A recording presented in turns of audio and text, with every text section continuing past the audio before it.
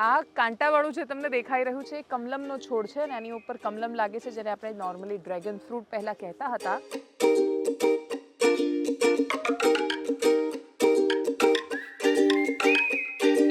ત્યારે એ ઇન્ડિયામાં સિઝનમાં આવી રહ્યો છે તો પર પીસની એની પ્રાઇસ 500 થી 700 રૂપીસ છે.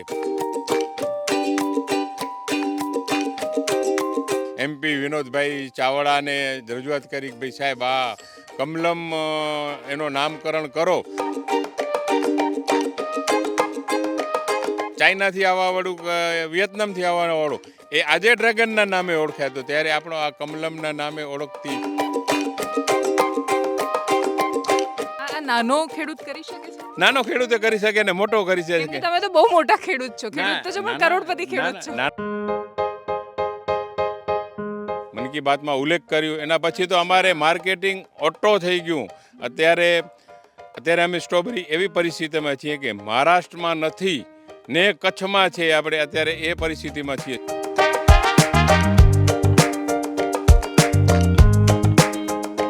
બહારથી ઇમ્પોર્ટ થયેલું ડ્રેગન ફ્રૂટ આવી રહ્યું છે એ 100% એમાં કેમિકલ ભરપૂર છે. જે આપણા વડાપ્રધાન નરેન્દ્ર મોદી સાહેબ કહી રહ્યા છે કે મારા ખેડૂતની ડબલ ઇન્કમ, તો આ બધી સરકારની સહાયો મળી રહી છે.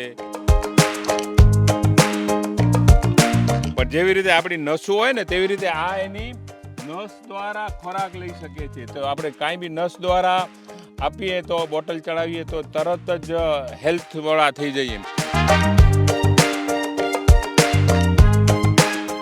વર્લ્ડ આખાને ઇન્ડિયા એમાં ગુજરાતનો મોટો ફાળો રહેશે કે ડ્રેગન આખા વર્લ્ડને આપણે આપશું.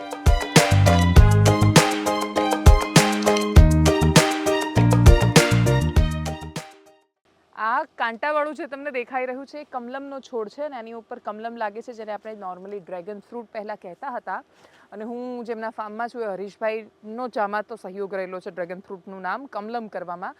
કમલમ એમ પણ બહુ જ હેલ્ધી હોય છે ખાવામાં અને પહેલાં બહુ જ રેર પ્રકારના કહેવાતા આ ફળ હવે એની ખેતી વિશાળ માત્રામાં કચ્છમાં થાય છે અને એ હવે બજારમાં પણ એટલી વિશાળ માત્રામાં વિપુલ માત્રામાં વેચાવા માંડ્યા છે. એટલે તમને વિપુલ માત્રામાં જો કમલમ ક્યાંક દેખાય છે અમદાવાદ, વડોદરા, કોઈ પણ શહેરની લારીઓમાં, ગામડાઓની લારીઓમાં ફળની, તો તમારે સમજવાનું કે એનો જે મૂળ સ્ત્રોત છે એ કચ્છમાં છે. ઇવન આ પણ બતાવજો ભાવિક કે આ સરસ મજાનું, એટલે નદી કિનારે નાળિયેરી, પછી કચ્છી કિનારે ખજૂરી ને ખારેકના ઝાડ, એ રીતે પણ નામ આપવા પડશે. ઉપર બધું પેક કરેલું છે એટલે હું તમને બતાવી નથી શકતી. પણ આ જે છે એ અહીંયા ખારેક બહુ થાય છે અને કચ્છના જે મુખ્ય પાક છે, કચ્છમાં ખેતી પણ એટલી ફેમસ છે. એવું નથી કે ખાલી ટુરિઝમ, અહીંયા ટુરિઝમ છે, અહીંયા એગ્રીકલ્ચર છે અને એગ્રીકલ્ચરમાં બાગાયતીનું વિશેષ પ્રમાણ છે. અને એ બાગાયતીમાં બે ફ્રૂટ જે કચ્છના એકદમ એની સ્પેશિયાલિટી હોય એ કચ્છની ખારેક અને આ કમલમ. અને આપણી સાથે હરેશભાઈ છે. ડ્રેગન ફ્રૂટને આપણે જે હંમેશા આપણે ઇમ્પોર્ટ કરતા હતા ત્યાંથી લાવતા હતા, ત્યાંથી માંડીને એના સ્વદેશીકરણ એટલે એની ખેતીનું સ્વદેશીકરણ, એના નામનું સ્વદેશીકરણ એટલે ડ્રેગન ફ્રૂટથી કમલમ થવાની પ્રોસેસમાં હરેશભાઈ ખાસો મહત્ત્વનો એમનો રોલ રહ્યો છે. અને હરેશભાઈ હવે એક નવા પ્રકારની ડ્રેગન ફ્રૂટની જે જાત છે એનું પણ એમણે ઉછેર શરૂ કરી દીધો છે. એટલે એમની પાસેથી સૌથી પહેલાં આને તમે શું કહ્યું, ગોલ્ડન પેલેરા ગોલ્ડ. પેલેરા ગોલ્ડ. પેલેરા ગોલ્ડ એ અમેરિકાની વેરાયટી છે. તે આ જે ફ્રૂટની ખાસિયત એ છે કે રેડ ફ્રૂટ તો આમ જનરલી માર્કેટમાં મળે જ છે, તો એગ્રીકલ્ચરમાં બધામાં નવો અપડેટ આવે છે. એવી રીતે આ નવો અપડેટ છે કે બહારથી યલો, અંદરથી રેડ અને એના જે સીડ હોય એ મોટા, એટલે એકદમ ટેસ્ટી. ત્યારે આ ઇન્ડિયામાં અત્યારે આવી રહ્યો છે. ત્યારે એ ઇન્ડિયામાં સિઝનમાં આવી રહ્યો છે તો પર પીસની એની પ્રાઇસ 500 થી 700 રૂપીસ છે. 500 થી 700 રૂપિયા પીસની એક પીસની પ્રાઇસ છે. તો જે તે સમયે આપણે ચાઇના અને વિયેતનામથી ડ્રેગન ઇમ્પોર્ટ કરતા હતા ત્યારે આપણી કાને મહેંગું જ વેચાતું હતું.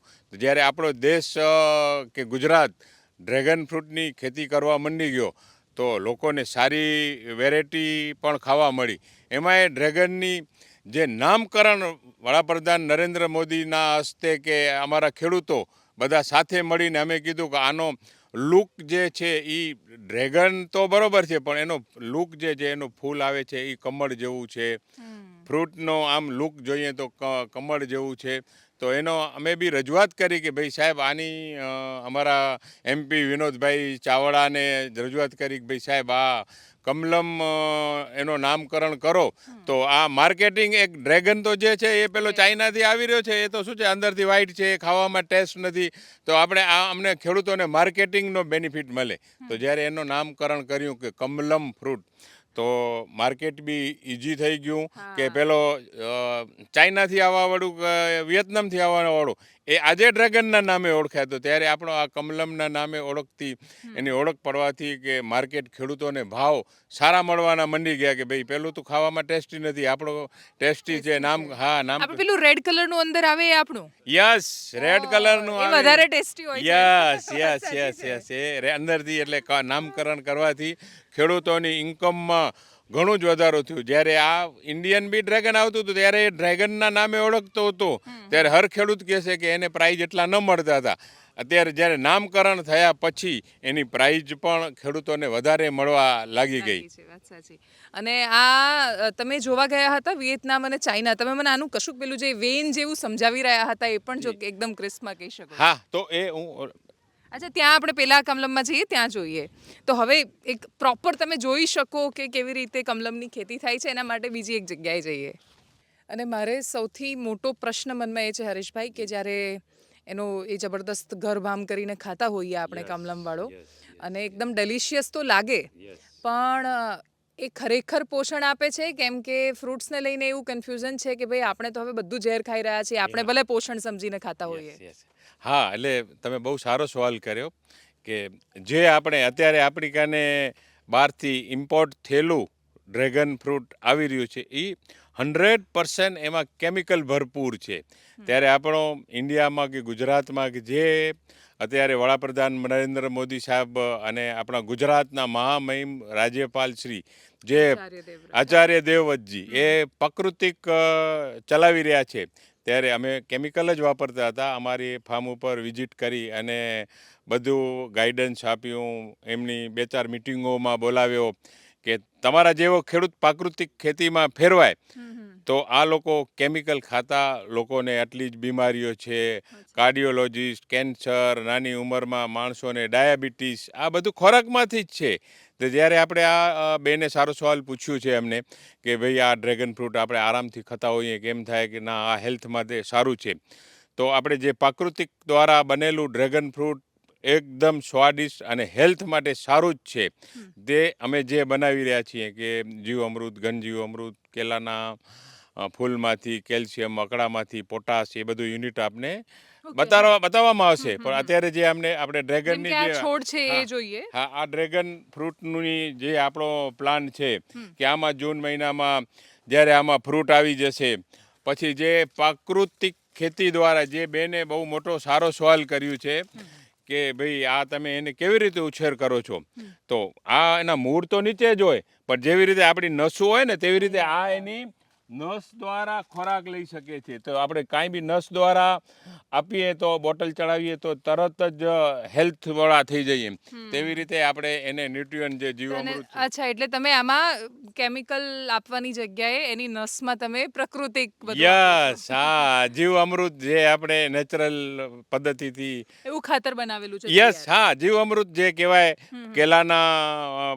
ફૂલમાંથી આપણે કેલ્શિયમ બનાવીએ, અકડામાંથી પોટાશ બનાવીએ, એ ડ્રીપ દ્વારા આપણે સીધો એને ચાલ્યા જાય, એટલે આ ઓટોમેશન દ્વારા ચાલ્યું જાય, ઓટોમેટિક જ ઉहाँથી વાલ ખુલે મોબાઈલ દ્વારા, એટલે આ બધી પ્રોડક્ટ આમાં આવી જાય. એટલે મોબાઈલથી વાલ, એટલે એકદમ તમે ડિજિટલી ટેકનોક્રેટ થઈ ગયા. યસ, જેવી રીતે આપણે બપોરના સમયે 1 વાગ્યાથી 2 વાગ્યા દરમિયાન જમી લઈએ, ત્યારે હર ક્રોપને એ સમય જ આપણે કે ભાઈ ઓટોમેશન દ્વારા એક પ્રોગ્રામ આપેલું હોય કે આને 12 વાગે ન્યુટ્રિયન, જીવ અમૃત કે પાણી એ ફિક્સ 12 વાગે જ મળી જાય. આપણે તો હજી અડધી કલાક આગું પાછું થઈએ, પણ આ જે ટેકનોલોજી દ્વારા ખેતી કરવામાં આવે તો ખેતી જેવો કોઈ ઉદ્યોગ નથી. અને જ્યારે આ આપણે નરેન્દ્ર મોદી સાહેબ જેવા PM સાહેબ મળ્યા છે કે ખેડૂતની સાથે, કે ખેડૂતની ડબલ ઇન્કમ કેમ થાય, ડગમ આ નાનો ખેડૂત કરી શકે છે? નાનો ખેડૂતે કરી શકે ને મોટો કરી કેમ કે શકે. તમે તો બહુ મોટા ખેડૂત છો. ખેડૂત તો છો પણ કરોડપતિ ખેડૂત છો. નાના ખેડૂત માટે કઈ સબસિડી તો નાના ખેડૂતને બી આપી રહ્યા છે ને મોટાને આપી રહ્યા છે. અચ્છા. જે અત્યારે 70-75% ડ્રીપ ઇરિગેશનમાં સબસિડી મળી રહી છે, કે અત્યારે પ્લાન્ટ લગાડીએ તો 3.5 લાખ રૂપિયા પર પ્લાન્ટના આ હેક્ટરની સબસિડી ડ્રેગન ફ્રૂટ લગાડવામાં, કમલમ ફ્રૂટ લગાડવાની છે. એટલે નાના ખેડૂત કે મોટા ખેડૂતની, જે આપણા વડાપ્રધાન નરેન્દ્ર મોદી સાહેબ કહી રહ્યા છે કે મારા ખેડૂતની ડબલ ઇન્કમ, તો આ બધી સરકારની સહાયો મળી રહી છે. પ્રોડક્ટ આપણે એક્સપોર્ટ કરી શકીએ છીએ. અને આપણે તો ડ્રેગન 2012માં તો ઇમ્પોર્ટ કરતા હતા. એક સમય એવું આવશે જ્યારે આવા વડાપ્રધાન નરેન્દ્ર મોદી જેવા સાહેબ રહેશે તો વર્લ્ડ આખાને, ઇન્ડિયા એમાંય ગુજરાતનો મોટો ફાળો રહેશે કે ડ્રેગન આખા વર્લ્ડને આપણે આપશું. આખા વર્લ્ડને ને સારી ક્વોલિટી દ્વારા, કે જ્યારે બીજા દેશોમાંથી આવે છે એ ક્વોલિટી સારી નથી હોતી, તો આપણે બેસ્ટ ક્વોલિટી દેવા આપશું. અને જે કેમિકલ વગરનું કે પ્રાકૃતિક ખેતી દ્વારા બનેલું, કે બીજાને પણ હેલ્થમાં આપણે ઉપયોગી થશું એવું. હા જી, વાત સાચી. અને નેચરલના નામ પર લોકો એમ પણ બહુ જ મોંઘું ખરીદે છે, પણ એની કોઈ ગેરંટી નથી હોતી કે ખરેખર એને નેચરલ મળે છે કે કેમ. તો ખેડૂતો આ દિશામાં વળે એમ પણ સમયની માંગ છે. માત્ર ખેતી, ખેડૂત અને એમના ફાયદાનો માત્ર સવાલ નથી, આ સામાન્ય માણસના સ્વાસ્થ્યનો સવાલ છે. કેમ કે 12 વર્ષના છોકરાને બાકી હાર્ટ એટેક કેવી રીતે આવી જાય, એટલે એ બાકીના બધા પ્રશ્નો બાકી જગ્યાએ તલાશીશું, પણ એક તો એ ખેતી પર પણ તો એનો આધાર છે. એ સિવાય પણ બહુ બધી ખેતી એ કરે છે ને એમણે જેમ કહ્યું કે જીવામૃત ને બધું, તો એ પણ સમજવું છે. અને હા, અહીંયા રહીને જ પૂછી લઉં એક પ્રશ્ન, વાત ચાલુ જ છે તો, કે તમે સ્ટ્રોબેરી કચ્છમાં કરવાની હિંમત કરી રાખી? હા, સ્ટ્રોબેરી તો એવી પ્રોડક્ટ છે કે અમે ઘણા સમય પહેલાં મહારાષ્ટ્રમાં ગયા, તો ત્યાં અમે સ્ટ્રોબેરી થતી જોયેલી. તો અમને એમ થયું કે ભાઈ આ સ્ટ્રોબેરી, એમને પૂછ્યું કે આને શું ક્લાઇમેટ જોઈએ, તો એ કીધું કે ભાઈ ઠંડુ વાતાવરણ હોય તો સ્ટ્રોબેરી થાય. તો અમને એમ કીધું કે અમારો કચ્છ તો નવેમ્બર પછી ઠંડુ જ થઈ જાય, કે ફેબ્રુઆરી માર્ચ સુધી, કે અમારા કચ્છમાં ઠંડી વધારે જ પડે. તો પહેલા વર્ષે અમે 1.5 એકરથી ઉપર સ્ટ્રોબેરીની ટ્રાય કરી. એટલે માર્કેટમાં અમે સ્ટ્રોબેરી લઈ ગયા તો લોકો માને નહીં કે આ કચ્છમાં સ્ટ્રોબેરી થાય જ નહીં, મહારાષ્ટ્રથી લઈને વેચે છે, આમ છે ઓમ છે, વેચાતી જ ન હતી. કુદરતે ભગવાનનું કહેણું અને ખેડૂતની ઇન્કમમાં વધારો થવાનું કારણ વડાપ્રધાન નરેન્દ્ર મોદી સાહેબને મેસેજ મળ્યા કે ભાઈ કચ્છમાં સ્ટ્રોબેરી થાય છે. અહીંયાથી બધો રિપોર્ટ મળ્યો. કચ્છની સ્ટ્રોબેરી, મન કી બાતમાં વડાપ્રધાન નરેન્દ્ર મોદી સાહેબે મન કી બાતમાં કચ્છમાં ખેડૂત મારું સ્ટ્રોબેરી કરે છે, મન કી બાતમાં ઉલ્લેખ કર્યો. એના પછી તો અમારે માર્કેટિંગ ઓટો થઈ ગયું. અત્યારે અમે સ્ટ્રોબેરી એવી પરિસ્થિતિમાં છીએ કે મહારાષ્ટ્રમાં નથી ને કચ્છમાં છે. આપણે અત્યારે એ પરિસ્થિતિમાં છીએ. શું કામ? કે લોકો આપણી સ્ટ્રોબેરી માંગી રહ્યા છે, કે ત્યાં ગરમી પડી એટલે ઓપનમાં બધી ખતમ થઈ ગઈ. આપણે એવી ટાઈપનો શેડ બનાવ્યો, ફોગર સિસ્ટમ ઊભી કરી. તો અત્યારે આપણે ઓફ સિઝનમાં પણ ગુજરાતને તો ઠીક, પણ મહારાષ્ટ્રને બી આપણે સ્ટ્રોબેરી દઈ રહ્યા છીએ કે ભાઈ આ સિઝનમાં એપ્રિલ મહિનામાં, માર્ચ મહિનામાં એ લોકો કાને પણ નથી, તે આપણે કચ્છમાં છે. વાત સાચી. અને આ સ્ટ્રોબેરી છે એ પણ પ્રાકૃતિક 100%. એ પ્રાકૃતિક. આપણે આમ ખોદશું તો કેચુઆ નીકળશે. ને અમે કેમિકલવાળી ખેતી હજુ બી થોડી જાજી કરીએ છીએ, જે ટેકનોલોજી નથી મળી, પણ જે ટેકનોલોજી મળતી આવી એ અમે પૂરી પ્રાકૃતિકમાં લઈ ગયા છીએ. તો હા, કન્વર્ટ કરી રહ્યા છીએ. અને એમાં કિંમત અમને સારી મળી રહી છે. પાછું કે લોકોને હેલ્થ માટે બહુ મોટા ઉપયોગી છે. ખર્ચો બી ઘટી ગયો છે. જે કેમિકલના અત્યારે આપણે ડીએપી, યુરિયા, પોટાશ લેવા જઈએ તો આટલી જ મોંઘી છે, પેસ્ટિસાઇડો મોંઘીઓ છે. તો એની જગ્યાએ પાણીની રિક્વાયરમેન્ટ, પ્રાકૃતિક ખેતી કરીએ છીએ તો પાણીની રિક્વાયરમેન્ટ બી ઘટી ગઈ. કે જ્યારે આપણે જંક ફૂડ ખાઈએ તો પાણી પીવાની કન્ટિન્યુઅસ ઈચ્છા થાય, ને ખીચડી ખાઈએ તો પાણીની જરૂર ન પડે, તો આ આપણે ખીચડી જ ખવડાવીએ છીએ. વાત સાચી છે. અને આ કેવું છે કે નોકિયાનો ટાઈમ છે ખેતીમાં તો કમ્પેરેટિવલી. એમાંય આઈફોન 15 પ્રો મેક્સ પર આખા શિફ્ટ થઈ ગયા છે, અપડેટ થઈ ગયા છે. અને એટલા માટે તમને જે રિઝલ્ટ જોવા મળે છે એ પ્રકારનું છે, નોકિયા વર્સિસ આઈફોન, એટલે આ પ્રકારનું પરિણામ છે. આગળ બીજી કદાચ દ્રાક્ષની ખેતી પણ કરી છે ને? તો દ્રાક્ષ છે અને બાકીનું બહુ બધું છે. આ તો બહુ વિશાળ, બહુ મોટું ફાર્મ છે. મેં કહ્યું ને કે કરોડપતિ ખેડૂત છે હરેશભાઈ.